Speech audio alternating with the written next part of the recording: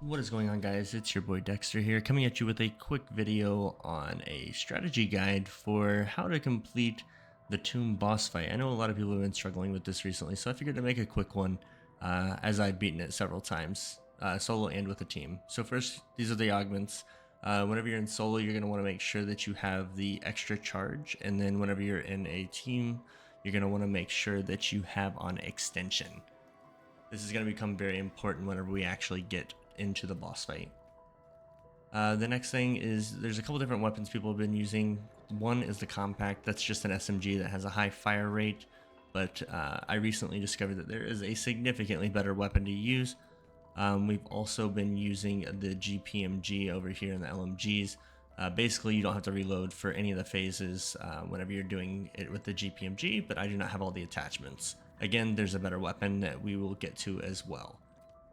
And the final weapon that we're going to be looking at is the ASG. You want to make sure that you have on the Dragon's Breath just to help you clear some of the hordes. But this is a very strong weapon and clears the boss actually about twice as fast as any other gun in the game. And then that's pretty much it. You can run a couple gobble gums if you want, insta kill, shields up, power keg are the three that I would recommend just for blue gums, but you can beat this thing easily without gums as well. So let's get into the actual video on how to complete this thing. So first off, we're going to want to go ahead and toss our C4 onto this full power. It's going to become very important in the final phases of the boss fight. And then once we're actually in the boss fight, you're just going to want to sit up in one of the corners next to the ammo crate, and you're just going to spam the charge shot of your ice staff until the sentinel artifact actually goes up twice. So it'll go up once and then it'll go up a second time. I've got the compact and the ASG side by side here just to show you the difference. And this is just the first phase of the boss fight. Very simple. It doesn't get more complex until the very end, pretty much. So we have now completed the first phase with both the compact and the ASG. So you basically just make your way back up to the top next to this ammo crate. Go ahead and sit here, shoot your ice staff. You're going to want to make sure you have decoys and whatnot as well whenever you come into the boss fight. They'll just be helpful. Move up next to this pillar, go down here, shoot the ice staff just right below your feet. That way you're covered from the zombies. And then the second phase, you can actually two-phase it and skip an entire phase of the boss fight. As you can see, the ASG is significantly faster than the compact. So this first phase is basically just the same thing over and over. It's very simple. Go down, shoot the ice staff, and then on this last one, you just have to break one as long as you broke two in the second part of that phase. So this is where the boss fight becomes more complex. At this point, you're going to want to move down immediately to the lower level, as you are much more likely to get hit by the lasers from the sentinel artifact on the top floor. So the first phase, you're basically going to have a buff zombie. You're going to shoot this zombie as fast as you can, right as soon as he spawns. He always will spawn right there in the middle. You're going to have a couple doppelgas and an amalgam as well during this phase. In solo, obviously more elites and more zombies for 4-player, 3-player, whatever you end up going with. So after you do that, you just basically shoot the sentinel artifact after you kill him. Make sure you only move in to get the max ammo during the lasers at the top phase. So this next one, you're going to have a zombie that just is blue. You don't have to break that one after you kill him. And then you have the doppelgas, which I believe is probably the hardest mini boss to fight.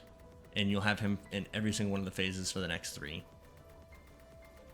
So once you end up killing him, this is going to be a good time that you could use a decoy if you want.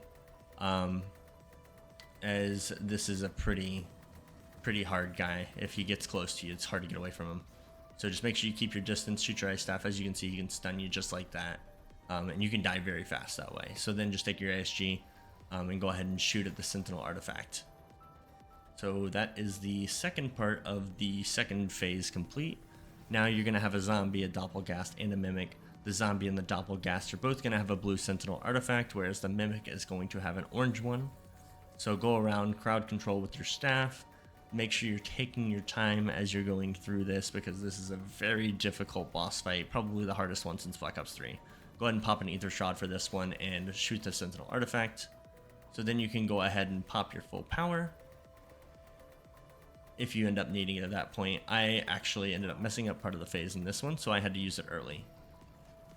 So now the final one, you're going to have all of the previously mentioned plus the amalgam, And the amalgam, if he grabs you, it's almost game over, so you have to avoid that as best as you can.